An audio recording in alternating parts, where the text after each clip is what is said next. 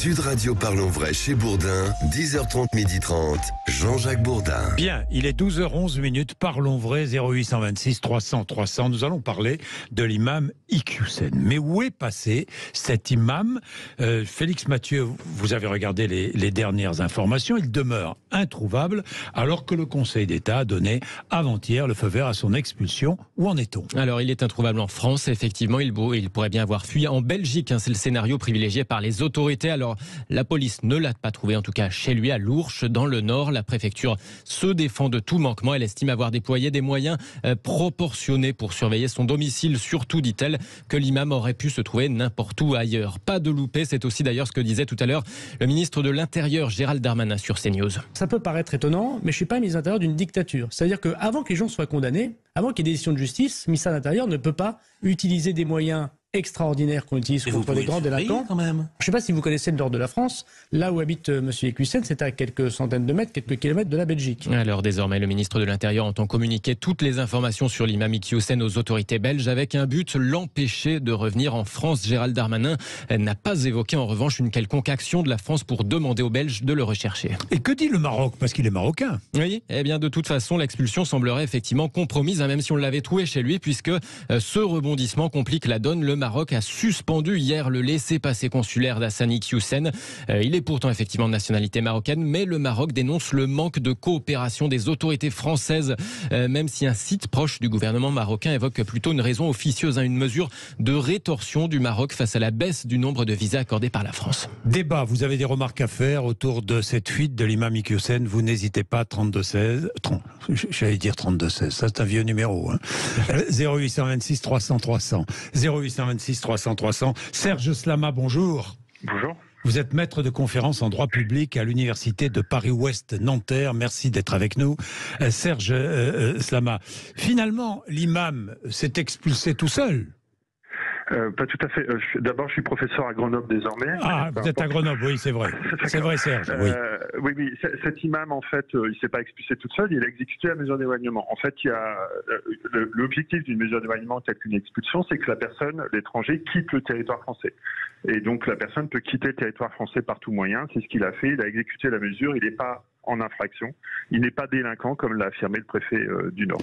Oui, mais Serge Slama, il est parti avant même que le Conseil d'État décide. Peut-être. On ne sait pas, mais... on ne sait pas. C'est vrai qu'on ne sait pas. Bon, et de toutes les façons, ça ne change rien. C'est-à-dire, à partir du moment où il y avait un arrêté d'expulsion, le Conseil d'État a confirmé la légalité de l'arrêté d'expulsion en référé liberté. Il a choisi de partir. Alors après, se pose la question de son statut en Belgique, mais c'est un problème belge, c'est plus un problème français. Du point de vue français, l'affaire est réglée. Est-ce qu'il peut revenir en France ? Non, l'arrêté d'expulsion a pour effet d'interdire l'entrée sur le territoire français. On a un cas célèbre, Daniel Cohn-Bendit, qui, suite à son expulsion en 68, ne pouvait pas revenir en France jusqu'en 78. Donc l'imam Iqiyoussen ne peut pas revenir en France aujourd'hui? Non, il ne peut pas revenir en France, sauf si son arrêté est abrogé. Bien. Le Maroc n'en veut pas, Serge Slama. Alors ça, c'est moins clair que le Maroc n'en veut pas. Bon. En tout cas, le Maroc a retiré le laissez-passer consulaire qu'ils avaient délivré aux autorités françaises. Mais ça ne veut pas dire que dans l'avenir, ils n'y vont pas à nouveau laisser-passer consulaire aux autorités belges ou françaises. Et c'est tout de même un geste de rétorsion de la part du Maroc. Un laissez-passer consulaire, il y a une dimension diplomatique. Vous savez qu'il y a beaucoup de difficultés d'avoir des laissez-passer consulaires pour l'Algérie ou pour le Mali, par exemple. Oui. Et donc, c'est accepter le retour d'un de ces nationaux. Et donc, évidemment, il y a une dimension diplomatique. Les Marocains l'utilisent comme un instrument diplomatique. Les Français le font aussi, dans le sens. Bien sûr, mais bien sûr. Bien sûr. Est-ce que il aurait pu être sûr, parce qu'il est parti, pour vous, la France est humiliée dans cette affaire, comme le disent beaucoup d'observateurs politiques? Moi, je trouve que cette affaire est montée en épingle. Je suis désolé. Allez-y. Moi, j'ai aucune sympathie pour des personnes qui tiennent des propos antisémites ou machistes. Je pense que vous le savez. Oui, je le sais. Voilà. Je le sais. Voilà. Donc, mais il a tenu ses propos, à ma connaissance, entre 2004 et 2014. Donc, à l'époque, le ministre de l'Intérieur de l'époque, ou le président de la République, aurait pu décider soit de des poursuites pénales via le parquet, soit éventuellement déjà un arrêté d'expulsion. Et la loi date de 2003, c'est la loi Sarkozy qui permet cette expulsion. Oui. Ça n'a pas été fait, je ne sais pas pourquoi. Il semble que Darmanin, d'ailleurs, fréquentait cet imam, d'après une enquête de Mediapart. Là aussi, moi, j'ai pas d'éléments plus précis que ça. Hein, et je ne sais pas pourquoi, tout à coup, au moment du renouvellement de sa carte de résident, il devient l'ennemi public numéro 1. Il faut absolument qu'il quitte la France. Ses propos sont insupportables.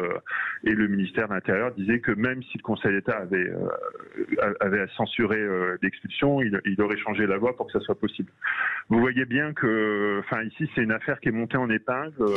Il me semble qu'il faut le... Vous voulez dire quoi, Serge Lama? Vous voulez dire que le gouvernement, et notamment le ministre de l'Intérieur, aurait choisi volontairement de monter cette affaire, opération de communication? C'est pas nouveau. Charles Pasqua avait fait pareil avec Follambré. On oublie les expulsés de Follambré qui a été expulsé au Burkina Faso à l'époque, au moment des attentats. Il y a aussi l'affaire d'Imam Bouziane avec Nicolas Sarkozy. On l'a oublié, mais il y a eu une affaire un peu... Oui, mais Serge Lama, d'accord, peut-être, mais les propos tenus par cet imam étant inacceptables, est-il logique qu'il soit expulsé? Non, à l'époque, oui. Franchement, si une expulsion avait lieu entre 2004 et 2014, ça me paraissait difficilement contestable. Mais pourquoi le faire en 2022 Donc, depuis 8 ans, cette personne c'est un indésirable et pourtant, les autorités françaises n'ont pas agi. En quoi, aujourd'hui, c'est une personne dangereuse pour la France? C'est ça qui est problématique. Le Conseil d'État dit juste parce qu'il y avait des vidéos qui restent en ligne. Bien. Mais vous voyez bien que ce n'est pas sa responsabilité. Bien, Serge Lama, nous allons prendre Luc et Jean-Pierre, deux auditeurs. Luc est au Perreux-sur-Marne. Bonjour Luc. Bonjour Jean-Jacques Bourdin. Merci d'être avec nous. Je vous en prie, c'est toujours un plaisir. Allez-y Luc. Vous vous demandez si la France est humiliée. La France est humiliée peut-être, mais c'est surtout les Français qui... Allô, coupure. Coupure, ça arrive, ce sont des choses qui arrivent. Nous allons rappeler Luc et Jean-Pierre, qui est là aussi à Clermont-Ferrand. Bonjour Jean-Pierre. Oui, bonjour Jean-Jacques, très heureux de vous retrouver sur Moi Sud Radio. Moi aussi Jean-Pierre, très heureux de vous retrouver. Ça fait longtemps. C'est ça. Et donc, oui, donc mon point de vue, moi, c'est que j'ai compris aussi un petit peu comme un des précédents interlocuteurs, c'est que cet imam a jeté un peu la perturbation dans les relations diplomatiques entre la France et le Maroc notamment, mais également par ricochet avec Israël, parce qu'il était surtout soupçonné de tenir des propos antisémites. Et comment voulez-vous que le Maroc accepte son retour, sachant qu'ils viennent de passer il y a quelques mois des accords intéressants avec le Maroc. Donc avec Israël. Oui. Donc c'était pas possible, et donc ils ont trouvé des subterfuges pour que discrètement il soit écarté du territoire, de manière à ce que nous on s'en tire pas trop mal. Et puis après, à lui de se démerder pour se planquer ailleurs, sachant qu'il peut pas rentrer au Maroc. Voilà. Serge Lama. Pardon ? Ça me semble relever un peu de la théorie du complot. L'antisémitisme est contraire aux principes républicains. Je vois pas ce que les Israéliens viennent faire dans cette affaire, quoi. Oui. Oui, non, mais c'est l'attitude du Maroc. Jean-Pierre parle de l'attitude du Maroc. C'est ça. Ouais, sur la suspension du laissez-passer consulaire. Serge Lama. Par rapport à la visite d'Emmanuel Macron en Algérie. Attendez. Serge Lama. Ça me semble être par rapport à la visite d'Emmanuel Macron en Algérie. On sait que les relations entre le Maroc et l'Algérie sont complexes et c'est un signal envoyé par les Marocains par rapport au geste qu'a fait Macron à l'égard de l'Algérie. Vous pensez, Serge Lama? En tout cas, c'est ce qui est dit, mais moi, je suis pas spécialiste. Moi, je suis juriste. Je suis pas spécialiste. Oui, c'est vrai. Vous êtes juriste. Voilà. Dans tous les cas, l'imam Iqiyoussen, lui, ne peut pas, c'est ce que vous dites, et vous rappelez, Serge Lama, il ne peut pas revenir en France. Ou alors il est arrêté. S'il vient en France, effectivement, pour le coup, il est en infraction, donc il pourrait être interpellé et placé soit éventuellement poursuivi ou placé en rétention. C'est ce que dit la loi. Oui, là, il n'y a aucun doute. En rétention, et une fois en rétention, que se passe-t-il pour lui? Il est éloigné. S'il y a un laissez-passer consulaire, on tourne un peu en rond, je suis désolé. Donc, il a besoin, les autorités françaises ont besoin d'un laissez-passer consulaire. Et voilà. Donc, s'il revient en France, il reste en rétention. Non, il ne restera pas en rétention. On ne peut pas rester. Pas trop longtemps. Il sera assigné à résidence. Il y a un cas qui existe déjà en France, c'est Kamel Daoudi qui est assigné à résidence depuis une dizaine d'années maintenant. On va prendre Luc. Nous avons récupéré Luc. Bonjour Luc. Luc ? Bien, nous avons un problème avec le téléphone de Luc, je ne sais pas pourquoi. Tout le monde dit il est passé en Belgique, mais enfin ça personne ne le sait, Serge Lama.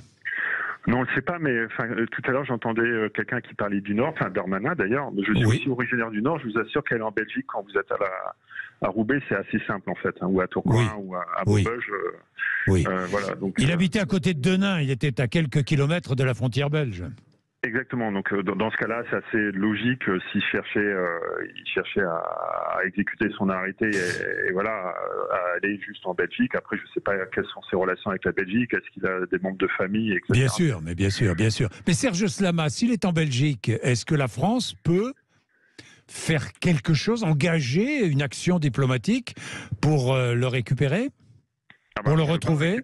Monsieur Darmanin a dit tout à l'heure, vous l'avez entendu, qu'il ne souhaite pas le récupérer. Donc il n'y a pas de procédure pénale. Donc si j'ai bien compris, Serge Slama, le gouvernement français est très content qu'il soit parti en Belgique, quoi. Ben oui, voilà, c'est quelque part, ça devient un problème belge. Alors après, le gouvernement a dit qu'il y aurait de la coopération. Donc on l'a inscrit sur le système d'information Schengen, on a sur le fichier des personnes recherchées puisqu'il fait l'objet d'un arrêté d'expulsion. Et donc on peut donner des informations au gouvernement belge pour simplifier la procédure d'éloignement à partir du territoire belge. Mais les Belges ne nous le renvoient pas s'ils le retrouvent. Il pourrait tenter de le faire puisqu'il vient de France et donc dans le cadre du système Schengen, il pourrait être envoyé vers la France. Mais les Français peuvent très bien dire il a un diserne en France, on ne souhaite pas le reprendre. Nous ne souhaitons pas le reprendre. Et à ce moment-là, ce sont les Belges qui se débrouillent avec lui. Exactement, et avec les autorités marocaines. Bon, j'ai vu que d'autres imams l'avaient soutenu, Serge Slama. Vraiment, je ne suis pas spécialiste de ces questions. Je suis désolé, je ne vais pas ni sur Israël, ni sur les autres. Bien. Dans tous les cas, vous êtes spécialiste de toutes les questions juridiques. Vous l'avez fait. Merci beaucoup. Spécialiste de droit public. Je rappelle que vous enseignez le droit public à Grenoble. Merci beaucoup. Merci.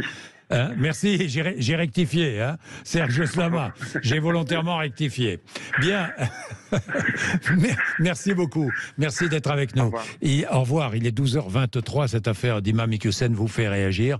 Vous appelez, vous n'hésitez pas, 826 300 300. Je rappelle ce que nous allons faire. C'est l'occasion ou jamais. L'émission se termine. Je rappelle ce que nous allons faire. Tous les jeudis, nous allons vous proposer un jeudi politique. Un jeudi politique. Et d'ailleurs, je vous annonce que dès la semaine prochaine, nous aurons une affiche, puisque Aymeric Caron, qui est député de la NUP, sera face à Robert Ménard, qui est le maire de Béziers. Sur les questions, une question, et pas que sur cette question, mais sur une question essentielle, qui est la corrida. Vous savez que Aymeric Caron veut interdire, il va déposer d'ailleurs une proposition de loi pour faire interdire la corrida.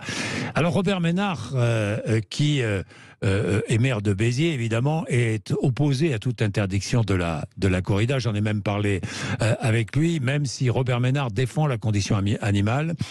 Aymeric Caron, lui, est catégorique. Il faut interdire la corrida. Nous les aurons face à face jeudi prochain. Ne ratez pas ce rendez-vous parce que ça va être très intéressant. Puis évidemment, je ne parlerai pas que de la corrida, je déborderai sur d'autres sujets d'actualité. Tous les jeudis, donc, nous aurons 2 heures de politique. Et j'espère que vous allez intervenir au 0826 300 300, que vous allez donner votre avis. D'ailleurs, tous les jours, faites-le, 10h30, midi et demi, vous êtes prioritaire, vous êtes là avec nous, vous êtes là pour venir participer. La porte est ouverte, je le dis tous les jours, la porte est ouverte. Retrouvez l'émission en podcast. Si vous ne pouvez pas l'écouter pour une raison ou une autre, vous n'avez pas de fréquence à disposition, de fréquence FM, donc c'est pas compliqué. Vous retrouvez l'émission en podcast sur sudradio.fr, vous allez sudradio.fr et vous réécoutez l'émission.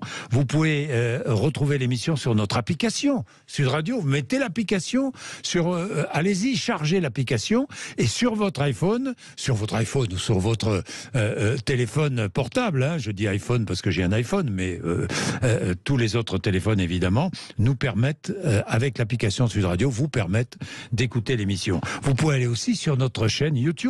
Vous êtes près de 700 000, je dis bien près de 700 000 à nous suivre tous les jours. Et sur Facebook, en live, tous les jours à 10h30. N'hésitez pas à nous suivre non plus sur tous nos réseaux sociaux, Twitter, Instagram, TikTok. Et bien sûr, vous continuez à nous écouter sur la FM et en DAB+. Voilà ce que je voulais vous dire. Merci de participer avec nous à ces émissions. C'est un plaisir d'être là. Nous nous retrouverons demain à partir de 10h30 sur Sud Radio jusqu'à midi et demi. À demain, 12h26. Vous allez retrouver André Berkoff dans un instant.